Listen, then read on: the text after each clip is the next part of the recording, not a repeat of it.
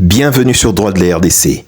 Saviez-vous qu'en RDC, ce sont les femmes qui sont les moins solidaires pour la cause des femmes? Dans cette vidéo, vous en aurez la preuve au travers de l'histoire d'un pasteur d'une église appelée Église primitive du Seigneur qui abuse de la faiblesse de jeunes filles dans son église pour en épouser autant sans leur consentement. Après le tollé suscité par sa 17e union avec une fille qui semble être une mineure, la population congolaise s'est enflammée et a exigé des poursuites contre le leader de cette secte. Contexte.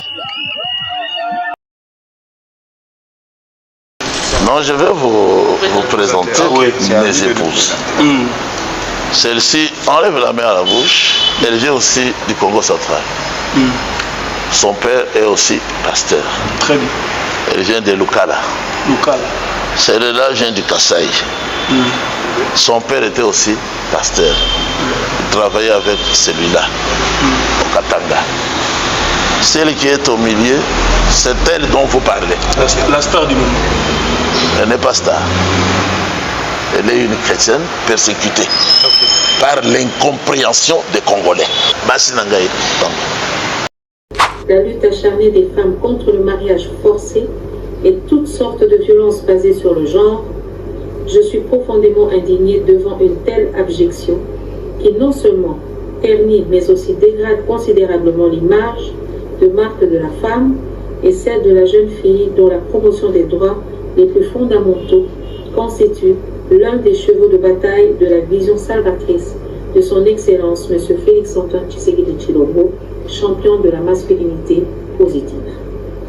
Par conséquent, tout en condamnant avec fermeté un acte aussi ignoble, tendant à retourner la RDC à l'état primitif et en faisant appel à l'implication personnelle de la distinguée Première Dame Denise Nyakero Tshisekedi, je demande aux autorités compétentes de la justice qui sont déjà saisies de l'affaire de faire objectivement leur travail jusqu'à ce que justice soit faite et l'ordre public rétabli.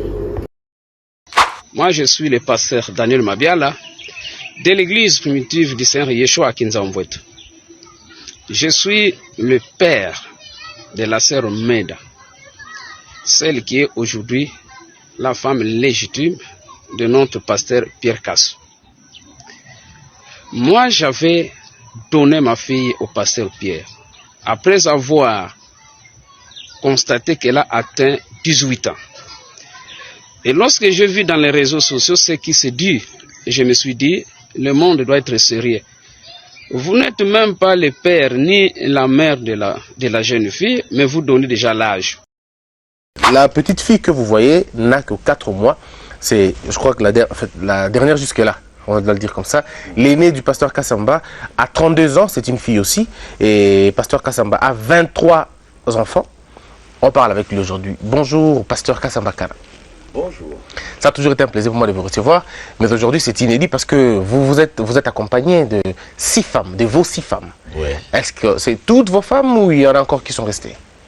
Il y a une qui n'est pas là. Une qui n'est pas là. Elle est en France. Ah, d'accord. Alors, donc, pasteur Kassamba, directement, on doit le dire comme ça, comment faites-vous pour vivre avec autant de femmes dans une même maison? Quelle est la magie, quel est le secret que vous faites? Bon, notre secret, c'est la parole de Dieu révélée.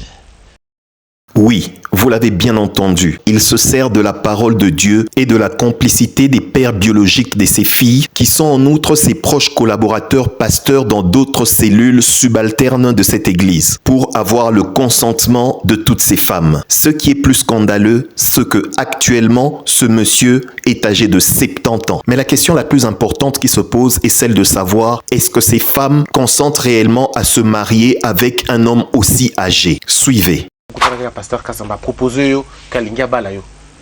N'a déjà 4 femmes avant. Au banc qui que place ou souffrir d'attention et ainsi de suite. Bon, elle c'est qui ngaï dans mon amour kaka. Vous avez pu moi m'ki. Parce que l'inantima après on se n'hésite que moi m'ki. Donc tant que vous avez pasteur moi tout m'ki aussi c'est qui mon dame. On a dit maïmba mort. Il fallait moins conviction hier. Alors. Bon, d'abord, moi, je suis née dans la parole. Mon père, il est prédicateur aussi. Toujours un message? Oui. Ok. Et bon, j'étais venue de Goma. Oh, donc tu as gommé non côté. Alors, mais qui vous a proposé? Qui t'a proposé le pasteur? Le pasteur Yemoko, il n'a jamais parlé avec moi au sujet du mariage. Il avait parlé avec mon père, parce que mon père lui venait ici. Il vient souvent ici à la conférence.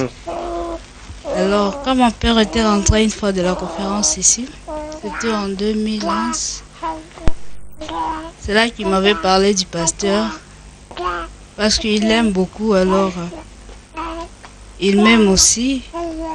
Il voulait que je sois la femme du pasteur. Et vous avez accepté? Ouais. Est-ce que vous vivez les bonheurs avec le pasteur? Oui. Ou vous pensez que, bon, vous êtes quand même la 6e? Non, non. Moi, je crois à la parole de Dieu. Je crois que la polygamie est biblique. Cela ne me fait pas la peine. Vous avez combien d'enfants avec le pasteur?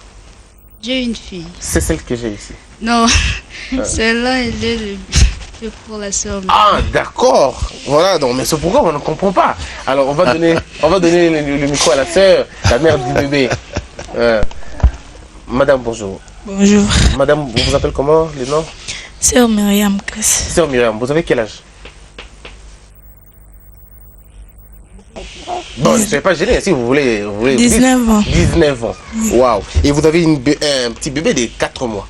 C'est votre première fille avec le pasteur? Oui. Vous avez combien de temps avec le pasteur? Combien de temps déjà là? Une année. Une année. Alors, donc, autour de moi aussi, il y a dernière femme, il y a pasteur. Tout le monde ici maintenant. Pour l'instant, oui. Ah, pour... Donc, tu prévois que au retour, vous avez que le pasteur c'est tout. Bien sûr. Et ça pas cité. Pour Poto Kaliloba. Nous trouvons normal. Deux notions juridiques peuvent être relevées à partir des vidéos que nous venons de suivre. 1. Le vice de consentement et 2.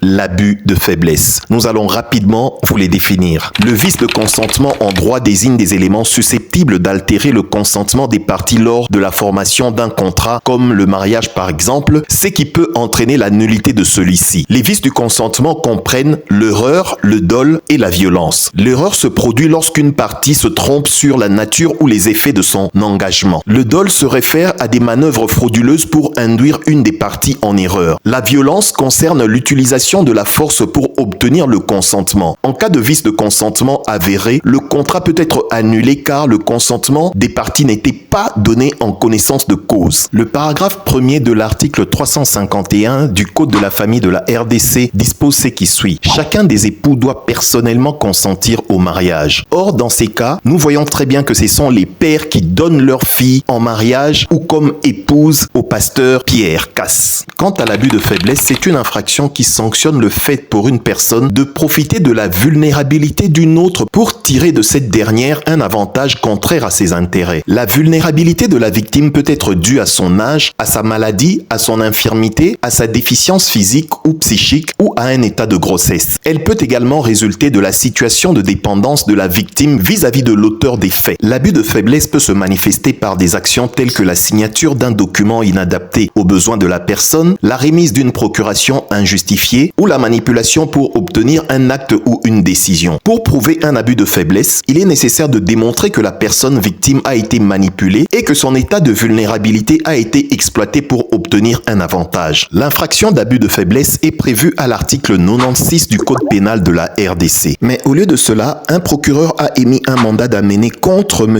Pierre Kass en retenant contre lui des infractions qui seraient inopérantes. Et nous le démontrerons dans la deuxième partie de cette vidéo. Nous vous remercions de nous avoir suivis jusqu'ici. Dans la prochaine vidéo, nous vous démontrerons enfin comment est-ce que les femmes ne sont pas solidaires à la cause des femmes, comment est-ce que pour ces unions on ne peut pas parler de mariage et comment est-ce que ces femmes seront perdantes au bout du compte. Abonnez-vous pour ne pas manquer la deuxième partie.